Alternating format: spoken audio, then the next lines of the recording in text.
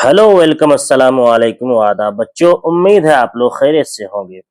बच्चों, हम लेकर आ गए हैं आपके लिए कहकशां दुएम यानी कि क्लास 12 उर्दू का जो हिस्सा दोम है कहकशां का, उसका चैप्टर नंबर 6 बागो बहार। वीडियो में आखिर तक बने रहें। वीडियो को लाइक करें, शेयर जरूर करें अपने तमाम दोस्तों तक, और चैनल को अगर आपने अभी तक सब्सक्राइब नहीं किया तो चैनल को सब्सक्राइब करते रहें और बेल आइकन को भी प्रेस कर दें। तो बागो बहार एक दास्तां है और ये मीर अमन दहलवी ने इसे लिखा है। इसके बारे में इस वीडियो में हम लोग आज जानेंगे, इस चैप्टर के बारे में मुकम्मल तौर पर। तो चलिए हम लोग शुरू करते हैं। किस्सा गोई की सबसे पुरानी सिन्फ के तौर पर दास्तान की बड़ी अहमियत है। ठीक है, बागो बहार क्या है? दास्तान है। दास्तान को अगर आम भाषा में हम कहेंगे तो क्या कह सकते हैं कि एक कहानी है यानी कहानी बोलना, बयान करना, बताना, जिसे हम किस्सा गोई भी कहते हैं। तो दास्तान क्या है?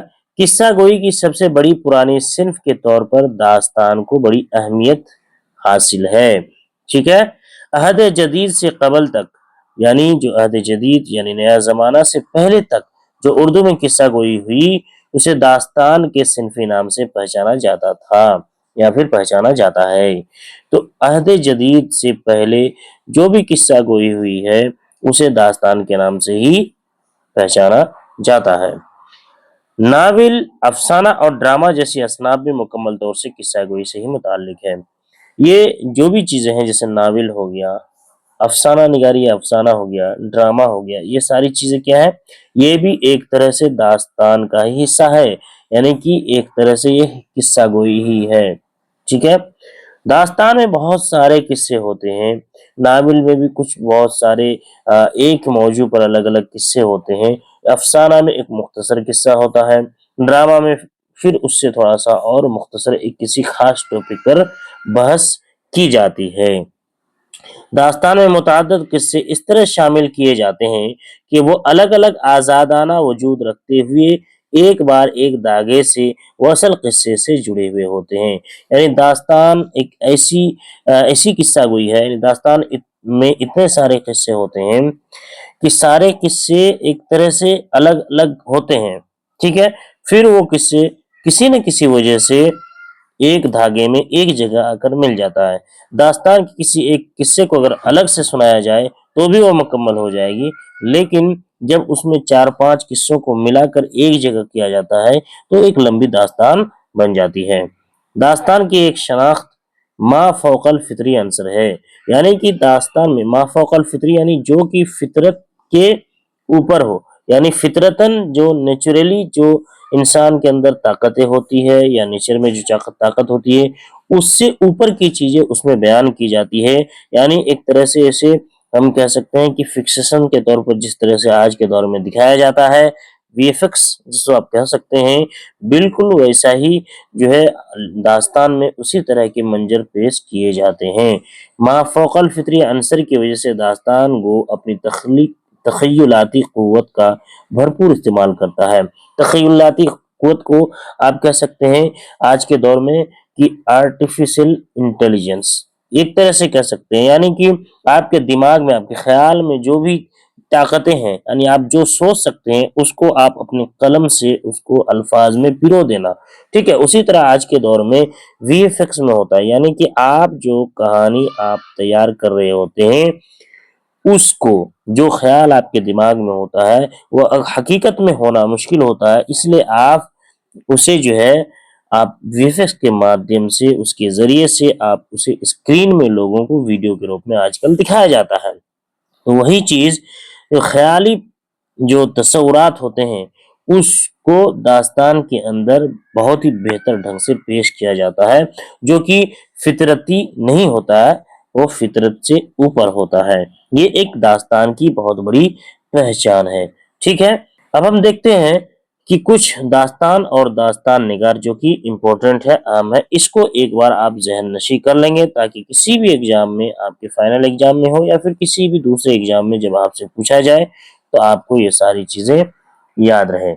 ठीक है, तो इसमें बहुत सारे जो अहम किस्से हैं, जो अहम दास्तान है, मैं उस पर एक बार जोर डाल दूंगा तो आप उसको ध्यान से भी देख लें। किस्सा महर अफरोज دلبر یہ ہو گیا آپ کا، یہ داستان ہو گیا، اور یہ داستان نگار ہو یعنی جنہوں نے لکھا ہے۔ تو قصہ مہر افروز دلبر ہو گیا عیسوی خان، نو طرز مرصع عطا حسین خان تحسین۔ تو یہ یاد، اس کو یاد ضرور کر لینا ہے۔ نو طرز مرصع کس نے لکھا؟ عطا حسین خان تحسین۔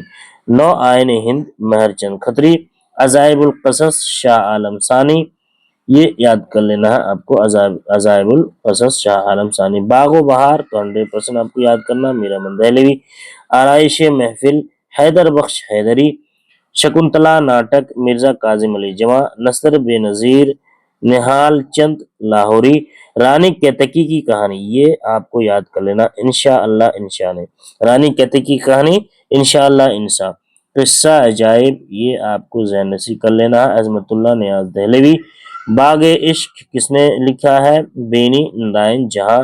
الف لیلا، یہ آپ کو یاد کر لینا ہے، منشی عبد الکریم، ٹھیک ہے۔ بوستان خیال خواجہ امان دہلوی قمر الدین ناقم۔ گلشن نوبہار، یہ محمد بخش مہجور۔ فسانہ عجائب یہ مرزا رجب علی بیگ سرور، ٹھیک ہے۔ قصہ بحرم گور میر فرخند علی۔ طلسم ہوش ربا احمد حسین جاہ۔ فسانہ آزاد رتن ناتھ شرسر۔ یہ میں نے جو گول گول گھیرا لگایا ہے، آپ ان تمام داستان اور داستان نگار کو ذہن نشین کر لیں گے، آپ کو ایگزام میں اس سے باہر انشاءاللہ نہیں آئے گا، ٹھیک ہے۔ آپ کو یہ یاد کر لینا ہے۔ تو یہ سارے ہو گئے کچھ داستان اور اس کے جو اہم داستان اور اس کے جو ہے داستان نگار۔ ویڈیو کو لائک کرتے جائیں، شیئر کرتے جائیں اب تمام دوستوں تک، جتنے بھی آپ کے واٹس ایپ گروپ ہے اس میں ویڈیو کو ضرور شیئر کریں، کیونکہ آپ کے ایک شیئر سے، آپ کے ایک پیار سے اور آپ کے ایک سپورٹ سے ہم بہت سارے بچوں تک پہنچ سکتے ہیں۔ اور اگر آپ کو ویڈیو اچھا لگ رہا ہے اور آپ اسے سمجھ پا رہے ہیں، تو اور بھی جو بچے ہیں جو اردو خاص کر کے اردو سے دور ہیں، وہ تمام لوگ اس کے ذریعے سے اچھے سے اس کو پڑھ سکے، سمجھ سکے اور اس کا بھی ایک اچھا سا رزلٹ ہو، ٹھیک ہے۔ تو اس لیے آپ لوگ ہمیں بس اتنا سپورٹ کریں کہ لائک کر دیں، شیئر کریں، چینل کو سبسکرائب کر لیں، نوٹیفیکیشن آن کر کے تمام دوستوں تک، تمام واٹس ایپ گروپ میں آپ کا اسے شیئر ضرور کریں۔ چلیے اب جو ہمارا داستان ہے آپ کا، اس داستان کو کس نے لکھا ہے؟ یہ جو ہمارا باغ و بہار ہے، اس کے بارے میں، اس کے جو مصنف ہے اس کے بارے میں تھوڑی بہت جانکاری حاصل کر لیتے ہیں۔ تو باغ و بہار میر امن دہلوی نے لکھا ہے۔ اصل نام میر امن یا پھر میر امان، دونوں طرح سے استعمال ہوتا ہے، لکھا جاتا ہے۔ تخلص کیا ہے؟ لطف۔ پیدائش کہاں ہوئی اور کب ہوئی؟ 1732 عیسوی دہلی میں ہوئی، اور وفات 1808 عیسوی کولکاتہ میں، ٹھیک ہے۔ جب احمد شاہ ابدالی کی فوج دلی میں داخل ہوئی تو میر امن کا گھر بھی لٹ گیا اور برباد ہو گیا۔ سورج مل جاٹ نے ان کی جاگیر بھی ضبط کر لی، ٹھیک ہے۔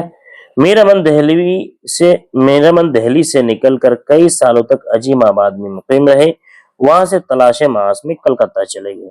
جب گھر میں تباہی ہو گئی، گھر لٹ گیا، برباد ہو گیا، تو کچھ روز جو ہے دلی سے نکل کر عظیم آباد آئے، پھر وہاں سے تلاش معاش میں کولکتہ نکل گئے، جسے آج ہم کولکاتہ کہتے ہیں، ٹھیک ہے۔ نواب دلاور جنگ نے انہیں اپنے چھوٹے بھائی میر محمد کاظم خاں کا اطالق مقرر کیا۔ 2 سال کے بعد منشی میر بہادر علی حسینی کے وسیلے سے گلگت تک پہنچے، اور 4 مئی 1801 عیسوی کو 40 روپے ماہانہ پر فورٹ ولیم کالج کے ہندوستانی شعبے میں ان کی تقرری ہوئی۔ یہ سارے آبجیکٹیوز میں آپ کو سوال پوچھا جانے والا ہے۔ سوال آتا ہے کہ میر امن دہلوی کتنے روپے مہینے جو ہے ماہانہ پر تقرری ہوئی؟ تو یہ آپ کے سوال آ جائے گا 200 روپے، 40 روپے، 50 روپے، 100 روپے، ٹھیک ہے۔ 4 جون 1806 عیسوی میں کسی طالب علم کو پڑھانے سے معذرت ظاہر کرنے کی وجہ سے انہیں 4 ماہ کی پیشگی تنخواہ دے کر سبکدوش کر دیا گیا، ٹھیک ہے۔ کسی بچے کو، کسی طالب علم کو پڑھانے سے انہوں نے منع کر دیا 1806 عیسوی میں، تو جس کی وجہ سے انہیں جو ہے وہاں سے فورٹ ولیم کالج سے نکال دیا گیا۔ میر امن فارسی کے اچھے جانکار تھے، انہوں نے ملا واعظ حسین کاشفی کی لکھی فارسی کی مشہور کتاب اخلاق محسنی کا ترجمہ गंज खूबी के नाम से किया। ठीक है। 1808 ईस्वी में मशहूर किताब चार दरवेश का तर्जुमा शुरू किया और उसे 1802 ईस्वी में मुकम्मल किया, जो बागो बहार के नाम से मशहूर है। तो ये जो बागो बहार है किसका उर्दू तर्जुमा है? किस्सा चार दरवेश का तर्जुमा है। ठीक है। किस्सा चार दरवेश को मीर अमन ने बागो बहार में लिखा। बागो बहार मुकम्मल तौर पर 1804 ईस्वी में कलकत्ता के हिंदुस्तानी छापाखाना में तबाह हुई। फोर्ट विलियम की सबसे मशहूर किताब में मीर अमन की यही तसनीफ है। ठीक है। तो ऑब्जेक्टिव में पूछा जाएगा कि भागो बहार भाई मुकम्मल तौर पर कब शाये हुई? 1804 ईस्वी में। कहां से शाये हुई? कलकत्ता के हिंदुस्तानी छापाखाना से शाये हुई। फोर्ट विलियम की सबसे मशहूर किताब में मीर अमन की कौन सी तसनीफ है? तो बागो बहार है। ये सारे ऑब्जेक्टिव्स आपको आने वाला है। चलिए आगे देखते हैं कुछ इंपॉर्टेंट पॉइंट्स जो इस बागो बहार जो आपका चैप्टर है उससे मुतालिक हम यहाँ पे देख लेते हैं। बागो बहार का ताल्लुक दास्तान सिंफ से है। ये भी इंपॉर्टेंट ऑब्जेक्टिव है कि बागो बहार का ताल्लुक किस सिंफ से है। हर एक चैप्टर का आपको पूछा जाता है ऑब्जेक्टिव में। हर एक चैप्टर का जितने भी चैप्टर है किताब में वो किन सिंफ से ताल्लुक रखता है। जैसे नावल से रखता है, आपका अफसाना से रखता है, दास्तान से रखता है, नज्म से रखता है, मरसिया से रखता है, गजल से है। ये सारा सिर्फ है और पूछा जाता है। तो इसलिए आप चैप्टर को याद रख लेना आपको कि चैप्टर कौन से सिर्फ से ताल्लुक रखता है। जैसे कि बागो बहार हमारा किससे ताल्लुक रखता है? दास्तान से ताल्लुक रखता है। बागो बहार मीर अमन दहलवी की तसनीफ है। किसकी तसनीफ है? मीर अमन की। बागो बहार कहाँ पे लिखी गई? बागो बहार फोर्ट कॉलेज में लिखी गई थी।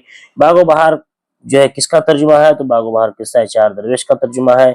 बागो बहार के मुसन्निफ मीर अमन को कितना रुपए का इनाम मिला इसकी वजह से? तो 500 रुपए का इनाम मिला। कितना रुपए का? 500 रुपए का इनाम मिला। बागो बहार कब शाये हुई? 1804 ईस्वी में शाये हुई। बागो बहार में चार दरवेशों के वाकयात बयान किए गए हैं। सवाल होगा कि बागो बहार में कितने दरवेशों के किस्से बयान किए गए हैं? चार दरवेशों। उसके बाद किसकी ख्वाहिश पर बागो बहार लिखी गई? तो देखिए यहाँ पे जॉन गिलक्रिस्ट की ख्वाहिश पर मीर अमन ने बागो बहार लिखा। ठीक है। शहजादे के वालिद और मलिक सादिक के दरमियान दोस्ती का रिश्ता था। ये आपके किताब के अंदर के सवाल है कि शहजादा के वालिद और मलिक सादिक जिसके पास जो है लेकर गए, ठीक है, तो वो जो है किस क्या रिश्ता था उसके बीच में? ये जो शहजादे को लेकर गए थे वो मलिक सादिक के पास उसकी जान की रिहाई के लिए, उन्हें बचाने के लिए, तो इन दोनों के बीच में क्या रिश्ता था? तो ये एक दोस्ती का रिश्ता था। ठीक है। शहजादा फकीर को एक अशरफी देता, फकीर को क्या देता है? एक अशरफी। वो फकीर क्या होता है? हिंदुस्तानी होता है। अहमदी फकीर का ताल्लुक कहाँ से है? हिंदुस्तान से है। 1801 ईस्वी को मीर अमन ने फारसी किताब चार दरवेश के उर्दू तर्जुमा नौ तर्ज मरस्सा को ठेठ हिंदुस्तानी गुफ्तगू में किया, जो बागो बहार के नाम से मशहूर है। अब यहाँ पे देखिए ये जो किस्सा चार दरवेश यानी चार दरवेश के जो है उर्दू तर्जुमा है, यानी कि जो चार दरवेश है ये फारसी है। चार दरवेश क्या है? फारसी है। इतना याद रखना है कि चार दरवेश क्या है? फारसी है। ठीक है। इसका उर्दू तर्जुमा नौ तर्ज मरस्सा को बागो बहार में उर्दू में किया, ठेठ उर्दू में। ये जो उर्दू तर्जुमा नौतर्ज मरस्सा ये किसने लिखा? यहाँ पे हमने देखा अता हुसैन खान तहसीन। तो अता हुसैन खान तहसीन ने सबसे पहले जो है बागो बहार किस्से चार दरवेश को जो है नौतर्ज मरस्सा के नाम से उर्दू में उन्होंने उसे तर्जुमा किया। उसे फिर जो है ठेठ हिंदुस्तानी गुफ्तगू जिसे सारे लोग समझ सके अच्छे से, बागो बहार के नाम से यह मीर अमन दहलवी ने उसका तर्जुमा किया। ठीक है। अब कुछ सवालात है जो कि हम देख लेते हैं। बहुत इंपॉर्टेंट सवालात है ये आपके किताब से, किताब के अंदर से। जब आप किताब को पढ़ेंगे कहानी को तो बहुत मजा आएगा। ठीक है। शहजादा जो है शहजादा का कत्ल का इरादा रखता है। उसके चचा जो कि बादशाह रहता है, तो मुबारक आजाद जो है उसे बचाने के लिए जो है अपने बादशाह से जो है बहाना करके उसे लेकर जाता है। वो सारे सवाल जवाब जब आप देखेंगे तो सारी चीजें वहां पे क्लियर हो जाएगी। ठीक है। मुबारक शहजादे को उसके चचा नजात दिलाने के लिए क्या मशवरा देता है? मुबारक शहजादे को चचा के पास जाता है और कहता है, जहां पना अगर आप कहें तो मैं इस शहजादे को ठिकाने लगाने की तरकीब बताऊं। ठीक है। बादशाह की हामी पर मुबारक कहता है, आप इसे मेरे हवाले कर दो, میں اسے کسی جنگل میں لے جا کر مار کر دفن کر دوں گا، کسی کو اس کی خبر تک نہ لگے گی۔ اس طرح مبارک شہزادہ کو اپنے چچا سے نجات دلانے کے لیے اسے لے کر چلا جاتا ہے۔ ٹھیک ہے، سلیمانی سرمے کی کیا خوبی ہے؟ سلیمانی سرمے کی یہ خوبی ہے کہ اس کو آنکھوں میں لگاتے ہی شہزادوں کو جنوں کی خلقت اور فوجیں نظر آتی ہے، یعنی جن کی فوجیں اور وہ جو مخلوق ہے وہ نظر آتی ہے شہزادے کو۔ مبارک ملک صادق سے کس مقصد سے ملنے گیا تھا؟ مبارک ملک صادق سے شہزادہ کی جان کی حفاظت اور پرورش کے غرض سے گیا تھا، جو کہ انہیں اپنے چچا سے جان گنوانے کا خطرہ تھا۔ ٹھیک ہے، ملک صادق نے شہزادے کی مدد کے لیے کون سی شرط رکھی؟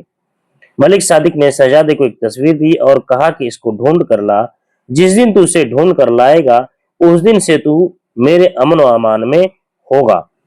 ٹھیک ہے، ایک تصویر دی شہزادے کو اور اسے کہا کہ یہ تصویر لو اور اسے ڈھونڈ کر لے کے آؤ، اور اس میں کسی طرح کی کوئی خیانت وغیرہ بھی نہیں کرنا، جو کہ اگلے سوال میں آپ کو آنے والا ہے۔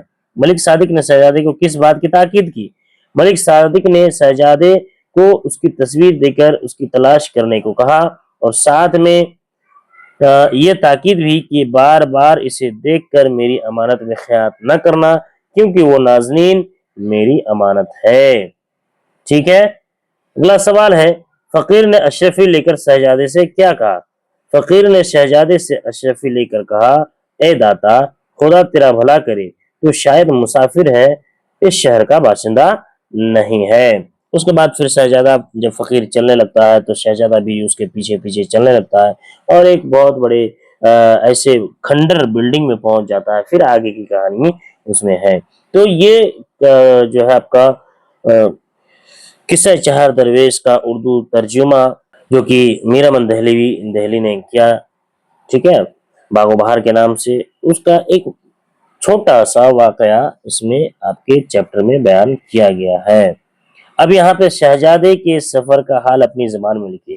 جب آپ اسے اپنے زبان میں لکھنے جائیں گے تو اس کا مطلب یہ ہوگا کہ آپ کا جو چیپٹر ہے اس کا جو خلاصہ ہے وہ بھی آپ اس میں بیان کر رہے ہیں۔ تو یہ یا تو سوال ایسا بھی ہو سکتا ہے کہ آپ جو سامر نصاب جو ہے آپ کا یہ ہے آپ کا راستہ ہے، آپ باغ و بہار اس کا خلاصہ پیش کریں، یا پھر شہزادے کے سفر کا حال بیان کریں، تو یہ ساری چیزیں ایک ہی سوال میں آ جائے گی۔ ٹھیک ہے، تو ایک بار اسے ہم دیکھ لیتے ہیں۔ شہزادہ موروثی یعنی وراثت میں جس کی جو ہے ہونے والا تھا وارث، چونکہ وارث تھا، وہ اپنے والد کے فوت کے بعد اپنی سلطنت کو کھو دیا۔ ٹھیک ہے، اس کا چچا اسے اپنے راستے سے ہٹانے کے لیے اسے قتل کا منصوبہ بنایا۔ مبارک ایک کریکٹر ہے کیونکہ بادشاہ کو ایک تصویر پیش کرتا ہے، ٹھیک ہے، کہ شہزادہ کو آپ میرے حوالے کر دیں، میں انہیں کسی جنگل میں لے جا کر مار دوں گا اور دفن کر دوں گا، کسی کو خبر تک نہ ہوگی۔ شہزادہ مبارک کے ساتھ سفر پر چل دیتا ہے۔ ایک لمبی مدت کے سفر کے بعد وہ دونوں ملک صادق کے ہاں پہنچتا ہے، یہ ملک ہوگا یہاں، ملک صادق کے یہاں پہنچتا ہے اور اپنے جان کی حفاظت کے لیے پناہ مانگتا ہے۔ ملک صادق شہزادہ کو ایک تصویر دیتا ہے اور کہتا ہے کہ اگر تم اس ناظرین کو میرے لیے ڈھونڈ کر لاؤ گے اور کوئی خیانت نہیں کرو گے تو وہ سب پاؤ گے جو تمہیں چاہیے۔ شہزادہ مبارک 7 سال تک ہر ایک گاؤں اور شہر کی خاک چانتا ہے۔ شہزادہ اور مبارک 7 سال تک لمبی طویل مدت تک سفر کرتا ہے اور کھوجتے رہتا ہے اس ناظرین کو، اس تصویر کو۔ آخرکار اسے ایک ہندوستانی فقیر ملتا ہے جسے شہزادہ ایک اشرفی عطا کرتا ہے۔ وہ بوڑھا، سوال یہ بھی آتا ہے کہ کتنا اشرفی عطا کرتا ہے، تو وہ بوڑھا فقیر اسے دعائیں دیتا ہے اور چلا جاتا ہے، لیکن شہزادہ اس کے پیچھے لگ جاتا ہے۔